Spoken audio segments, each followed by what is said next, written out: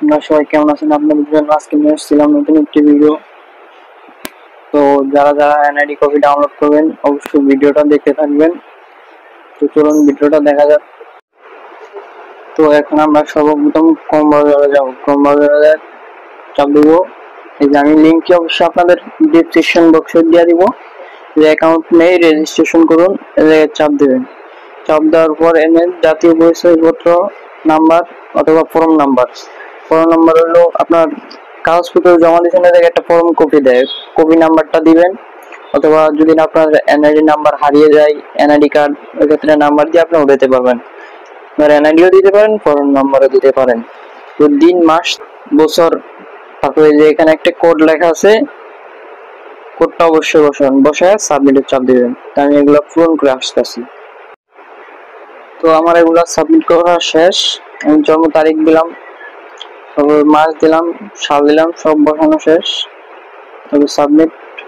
তারপর আপনার এনআইডি কার্ডে মানে ঠিকানা যা দিয়েছেন, জন্ম নিবন্ধনে যা ঠিকানা আছে ওটা দিবেন।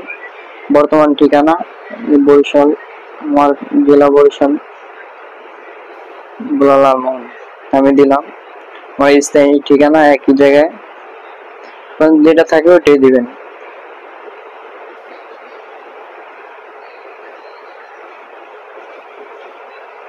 পরবর্তীতে ক্লিক করবেন। ক্লিক করার পর একটা নাম্বার থাকবে, নাম্বারে চাইলে নাম্বার চেঞ্জ করতে পারেন। যে যোগাযোগ তথ্য পরিবর্তন আমার যেহেতু আছে, এখন ওটিপিতে চাপ দিছি, ওটিপি পাঠাইবো।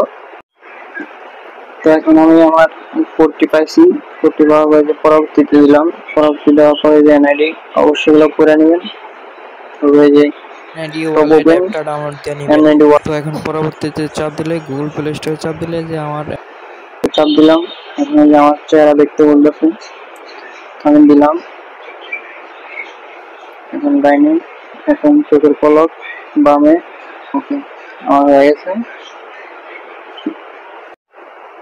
তারপরে এখন আমার আসছে তবে issue payment smart card storage ডাউনলোডে ক্লিক করবেন। তবে যে ডাউনলোড অপশন আছে বলছে ডাউনলোড পিডিএফ দেখতে থাকুন। এনআইডি ডাউনলোড হয়ে থাকে।